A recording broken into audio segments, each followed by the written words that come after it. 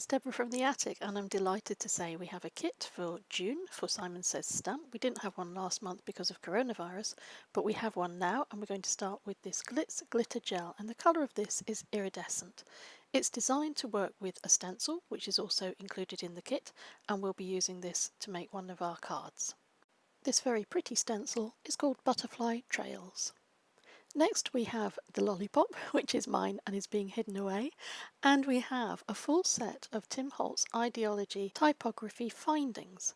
These are an alphabet set and there are 73 pieces in the pack, and I'm just going to open this up and show you what they look like because these are nice and thick and they're going to stand out on any card you use them on.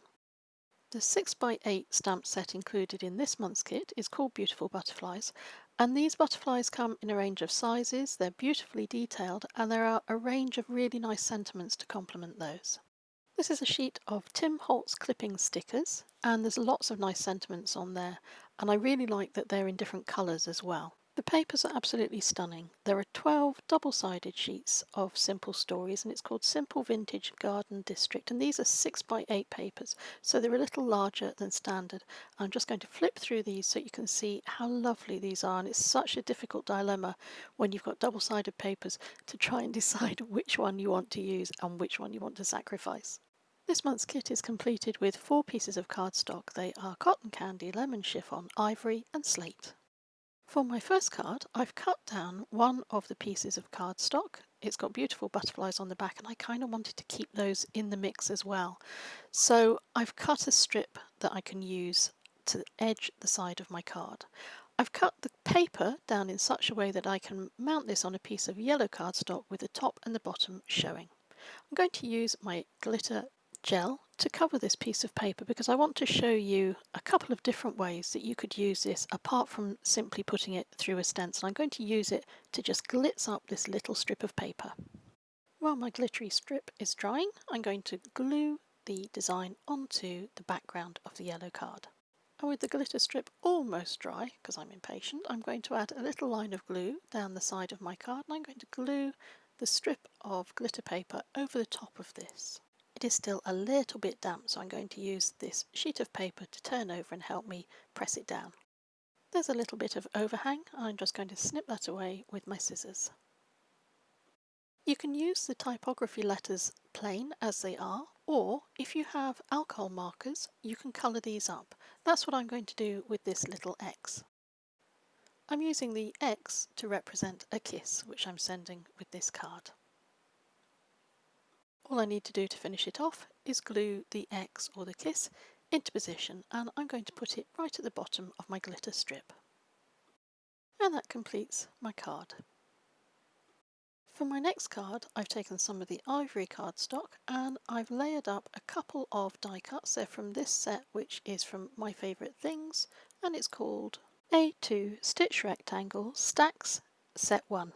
I've added a couple of pieces of washi tape to hold everything in place while I run it through my Sizzix machine. I'm going to remove all of the pieces carefully because I'm going to use all of these except for that large inner rectangle in future cards. This is the frame I'm going to use for this card.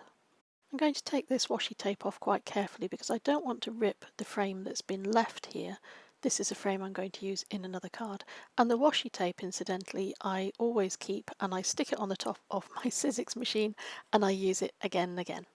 I chose my frame size deliberately so that it would fit over this piece which I've cut down from one of the larger papers in the kit, and it will match beautifully with this paper. Now I was going to originally go with this as my background because I wanted to use it to demonstrate how to use colour to draw everything together in your card. So you've got the white of the frame, you've got the blue of the word dream and the blue of the background and the white of the frame, and that makes a very cohesive card. You can really use colour to help your design.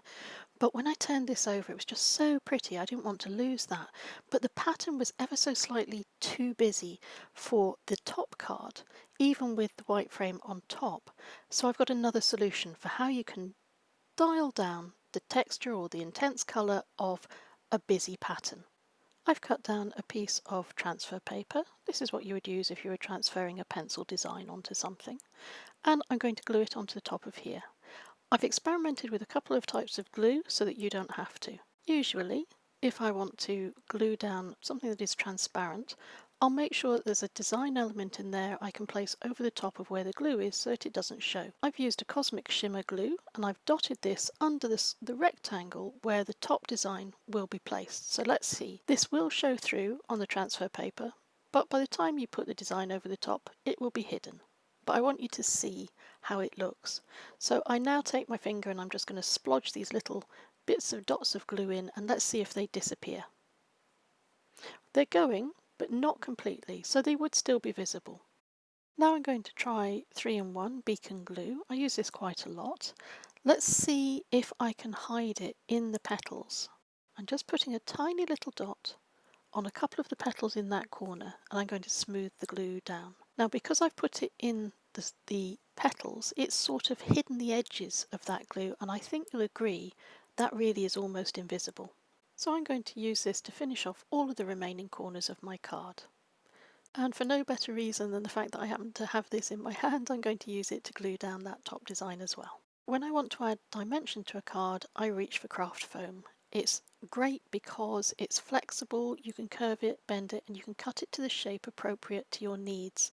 And because you can cut this to the width that you require for each of your projects, it means that you don't have to keep a whole load of stuff in your stash in different widths. Now that I've glued down all of the strips of foam on the back of my frame, I'm going to add more glue so that I can put it down over the top of my design, and I'm going to use a couple of stamp blocks to hold that in place while the glue dries, and when I remove them, our card is finished. Next card, I wanted to show you a way to maximize the sparkle, so we're going to work on a dark design. I had to cut down one of the most beautiful papers in the kit to do this, but I hope it's worth it to show you a way that you can really glitz up the butterflies. I've cut everything down and sized it so that this card, which is quite dark, will sit on the back of the slate background. I wanted a dark background because that will help show up the sparkle of the glitter gel.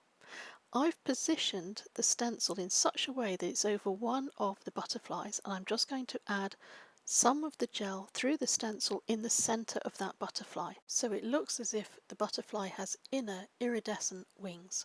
To make sure I don't splodge my gel through some areas of the stencil I don't want, I'm going to cover up some of these little dots with some washi tape. Be careful to hold the stencil away from your earlier stenciling. To complement my shiny butterflies, I've used Tim Holtz letters to make the word shine. Now you could have them spread out, but I decided I would quite like them all close together. I'm just going to glue these down onto my card. I wanted to experiment with both the letters and with the gel, so once my letters were glued into position, I took a little palette knife and the gel and I smoothed it over the top of the letters. While the gel was still wet, I took a pokey tool and I got a tissue ready, and I just pulled some of the gel that had sunk down into the letters away to reveal them and make the letters a little sharper. I hope you have fun experimenting with the gel because you never know what lovely results you might get. This is the lower half of the paper that was used when I cut it down to make our previous card, and I really love these big flowers, and I'm going to take my scissors and cut all around the outside edge of these. I want to leave a tiny little border, so I'm not going to cut right up to the edge of the flower or the leaves. Once again, I've used my foam sheets to add dimension to the reverse of this image, and I'm going to use Simon Says Stamp clear embossing ink and the smallest butterfly from the stamp set, and I'm going to stamp this little butterfly all over this part of the card. I'm not doing the bottom left corner because it's going to be covered. This is a great way to add interest to the back of your card without overwhelming the front design. I'm going to glue everything down in place, and I'm going to use one of my blocks to hold it down while I select some of these words. I've made a bit of a mash-up with the words, so they read, "It is a beautiful crown hidden by the shadows," and then the next part says, "To take me by surprise," so it all sounds a wee bit mystical. And I'm going to snip this in half so that it will fit where I need it to on my card. And once that's all glued down, the card is complete. It's quick and it's simple, but I think that's really pretty. Our final card is where I'm going to use the frame that I reserved from earlier. I'm also going to take the largest of these butterflies. I've chosen 2 background papers, and I'm going to use a nice soft VersaFine ink. This is called Vintage Sepia, and it will give a softer image than if we had used a black ink. I'm going to stamp the largest of the butterflies on my green background paper and the smaller of the butterflies on the pink paper.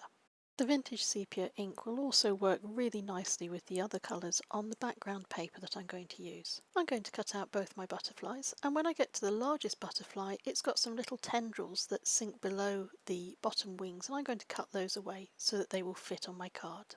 I've chosen this paper from the kit because the pink of the words works really well with the pink of the butterfly, and I'm using the frame that I reserved from earlier as a template to draw around and then cut around.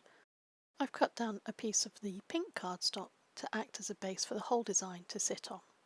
I'm going to glue that top design onto the pink card, and then I'm going to get more of my foam sheets and cut these down and add them to the back of my frame. This again adds dimension to my card. Once they're all glued in place, I'll take another little line of glue so that I can glue the frame on the top of my whole design. With the frame in place, I can begin to position the two butterflies. The frame is slightly wider on the left hand side because when I was actually cutting the frame out I didn't have this card in mind, so if you did plan to do this then just be mindful, but actually this has worked in my favour because it gives me a greater depth for me to stick the butterflies onto, and it's actually disguised by the butterflies so that I really don't think you would notice it. I want my butterflies to sit at the same height as the frame, and that means that I can glue them to the frame, and then I need to add a little bit of the foam sheet cut down to the underside so that that wing doesn't just press into the card and get lost. I want it to remain on the same level. I'm doing this by eye, so I'm finding where the gap is between the butterfly's wing and the background of my card, filling it with the foam sheet and then gluing everything back down into position.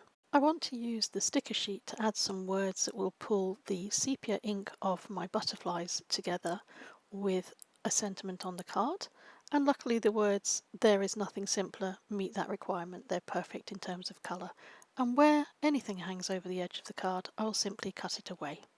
Thanks for your time, thank you for watching. I hope you found this useful. If you haven't already, please subscribe and hit the notification bell, but I load up fresh content, new videos every Friday evening, just in time to give you a weekend project.